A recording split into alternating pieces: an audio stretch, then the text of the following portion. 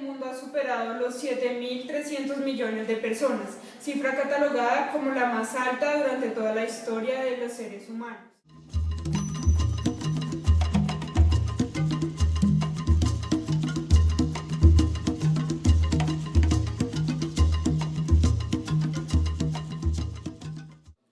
De ser así, la población se duplicará en muy poco tiempo, logrando así el cumplimiento de la teoría malthusiana, en la cual nos dice que la población llegará a ser tan grande que en algún momento la demanda de alimentos no será suficiente, lo cual llevará a una catástrofe mundial.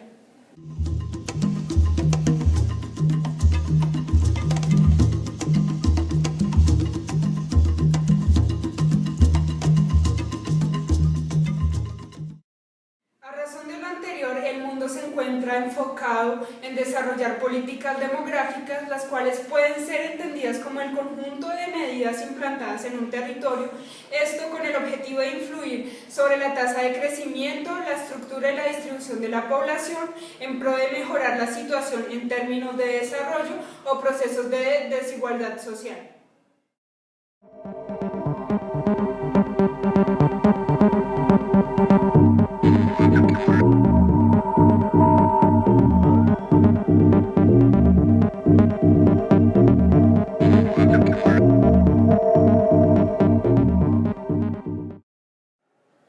Algunas posturas también determinan las políticas demográficas como un mecanismo de control. Dicho control se puede dar de tres maneras. Estas son en primera medida un control natural, un control agresivo y un control cultural. El control natural es aquel que podemos identificar como las epidemias y desastres naturales que se dan a lo largo de la historia. Epidemias tales como la viruela y desastres naturales como el vivido en la actualidad en Nepal.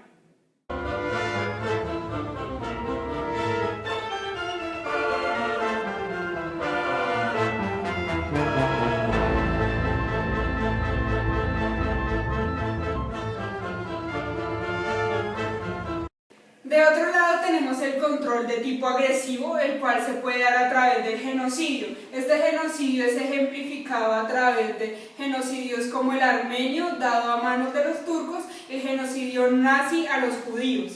También tenemos las guerras, en donde podemos evidenciar la Primera y Segunda Guerra Mundial, que acabó con demasiadas vidas, y el aborto, que es un tema principal que ha sido abordado en la actualidad.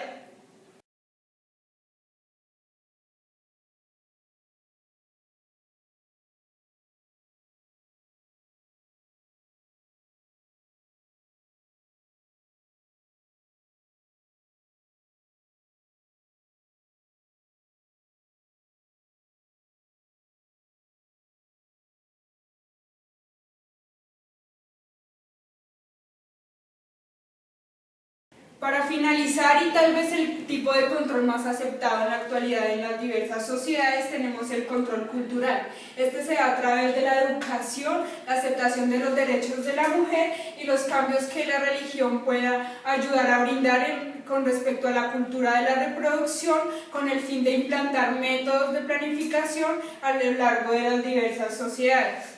Cabe resaltar que dicho cambio en la manera de pensar de las religiones se da principalmente en el catolicismo, ya que otras religiones tales como el Islam se muestran reacias a desarrollar dichos cambios.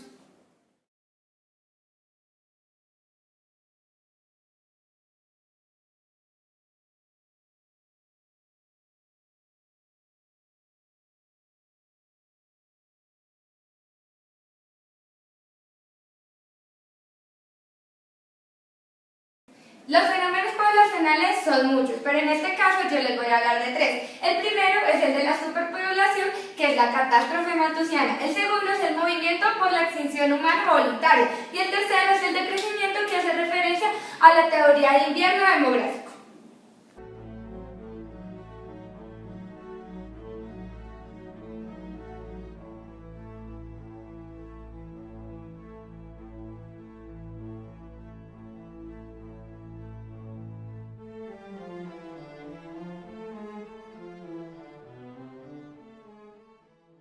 Malthus fue el primer economista que escribió sobre la teoría sistémica de la población. Estuvo altamente influenciado por Adam Smith y David Hume. Él escribió el ensayo sobre los principios de la población, en el cual explicaba que la población crecía de forma exponencial y la producción de alimentos en forma aritmética, como se los he representado en la gráfica siguiente.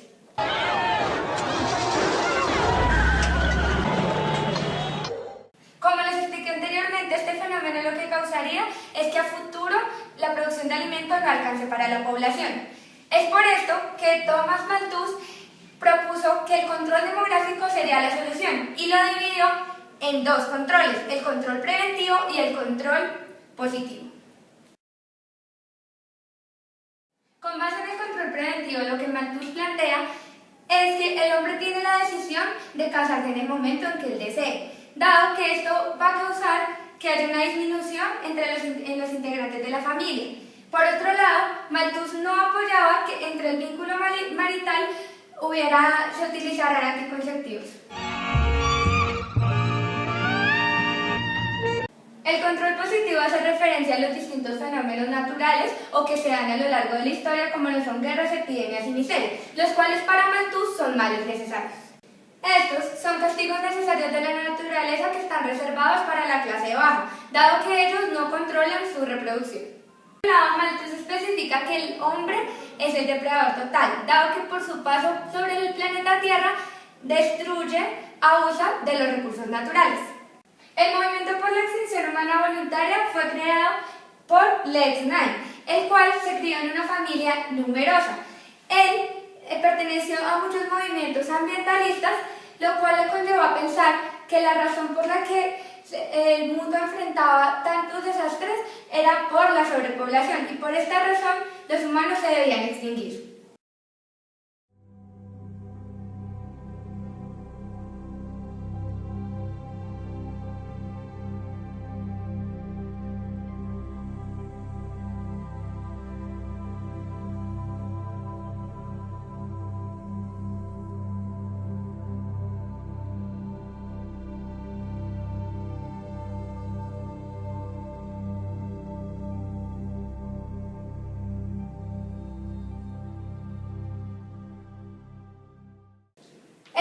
Lo que impulsa es la extensión de la reproducción de manera voluntaria, lo cual disminuirá gradualmente el crecimiento de la población y de esta forma poder evitar el deterioro ambiental que ha generado el paso de la humanidad por la Tierra.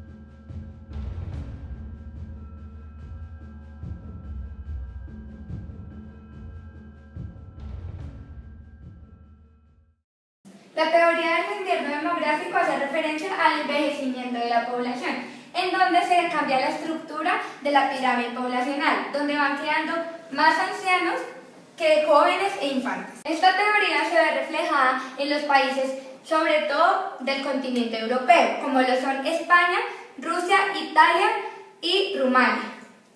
Este fenómeno lo que trae es un aumento de la esperanza de vida y una disminución de la natalidad. Esto se ve representado en el aumento de la población anciana y en la disminución de jóvenes e infantes. La teoría del invierno demográfico trae tres consecuencias. La primera es que el Estado no va a tener apoyo para pagar las pensiones de jubilación de las generaciones futuras. Segundo, que el Estado va a aumentar el gasto en salud por la cantidad de ancianos. Y tercero, se va a disminuir el crecimiento económico porque no hay mano de obra calificada que son jóvenes. La política demográfica vista desde la eugenesia está enfocada a la mejora de rasgos hereditarios. Estos rasgos hereditarios se deben mejorar a través de la intervención manipulada del ser humano y del genoma humano, al igual que de métodos de selección humana. La mejora de rasgos hereditarios está enfocada a conseguir o a lograr seres humanos con un mayor nivel de inteligencia, fortaleza y salud, por lo cual podríamos hablar que la mejora de rasgos hereditarios está enfocada a mejorar las condiciones intelectuales y las condiciones físicas de los seres humanos. Por lo tanto, podríamos hablar que la política demográfica desde la eugenesia se transforma en una filosofía social en busca de la defensa de la mejora de los rasgos hereditarios para lograr en el futuro hombres con mayores capacidades. Characteristics of every unborn child.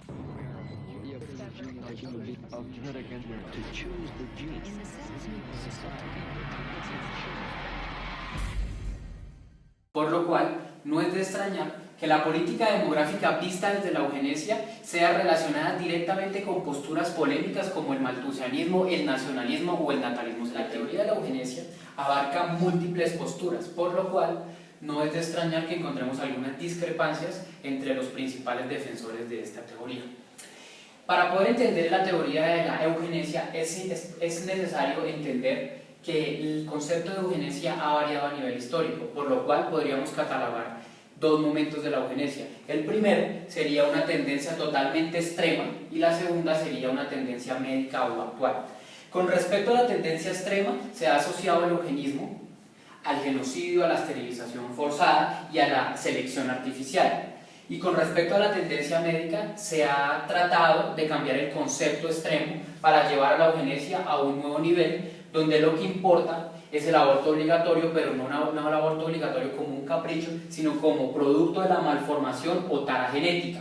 De igual forma y enlazado tendríamos el diagnóstico prenatal, que está también dirigido a descubrir malformación o tara genética, y tendríamos dos posturas totalmente polémicas en la época, que es la fecundación in vitro y la ingeniería genética.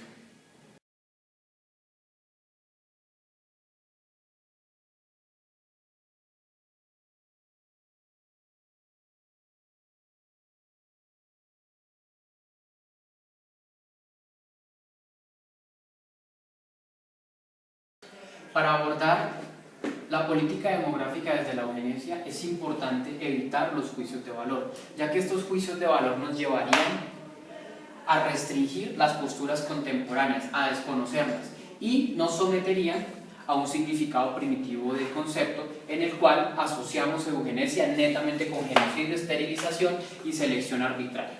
Con respecto a las críticas que se generan en torno a la eugenesia, podríamos determinar tres tipos de críticas. La primera son las cualidades y rasgos positivos versus los resultados inesperados. La segunda sería el reducto a Hitler y la tercera sería la diversidad genética. Con respecto a la primera, que son las cualidades y rasgos positivos versus resultados inesperados, podríamos determinar que se hablan de dos tipos de resultados inesperados. El primero, el social comportamental, y el segundo, el cambio físico. Con respecto al social comportamental, tendríamos dos tipos de cambios que serían determinados como extremos. El primero es que tengamos seres humanos demasiado pacíficos, al punto que estos seres humanos pierdan el interés por defender la vida. Y segundo, que tengamos seres humanos demasiado agresivos que causen una destrucción de la humanidad. Con respecto a las alteraciones o resultados inesperados físicos, tendríamos tres tipos de cambios físicos. El primero serían las mutaciones, el segundo serían las taras genéticas y el tercero, la alteración física. Según plantean algunos autores, estos cambios serían de carácter irreversible, por lo cual tendríamos una destrucción completa de la humanidad a futuro, producto de la modificación genética.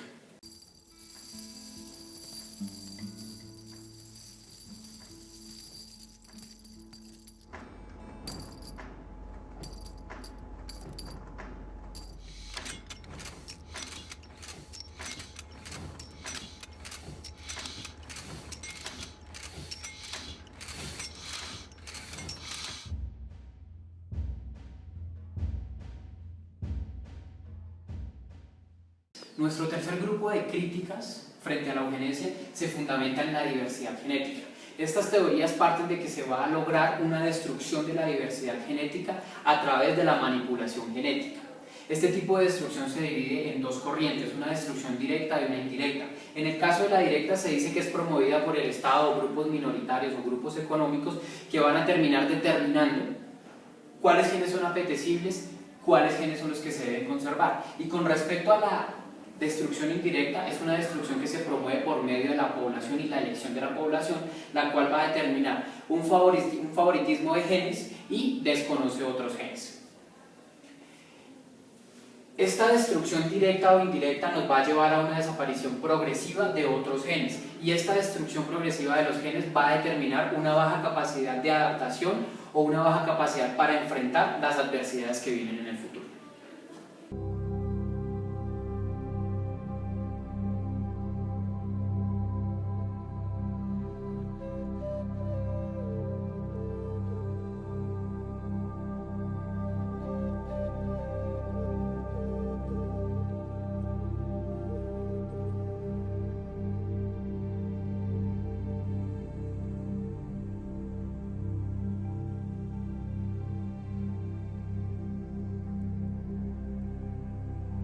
El segundo grupo de críticas que giran en torno a la eugenesia tendríamos el famoso reductio a Hitler. Este concepto se fundamenta en el hecho de que todas las críticas que se realizan sobre la eugenesia se reducen al holocausto nazi, a la superioridad racial y a la dominación mundial. Por lo cual todas las críticas que se hacen sobre la eugenesia se hacen sobre la base de que la eugenesia parte de que es un proyecto nazi y que fueron los nazis los que se inventaron y los que promovieron este tipo de prácticas. Lo cual es totalmente erróneo, ya que hay antecedentes históricos, por ejemplo en Estados Unidos y en otras partes del mundo, donde la eugenesia ya era practicada antes del ascenso del nazismo. Por lo cual, esta crítica de la eugenesia es considerada como una falacia de tipo ad hominem, lo cual quiere decir, o que nos lleva a la siguiente reflexión. Si Hitler apoyaba X causa, quiere decir que X causa es una causa maligna, por lo cual es una causa que no debemos apoyar.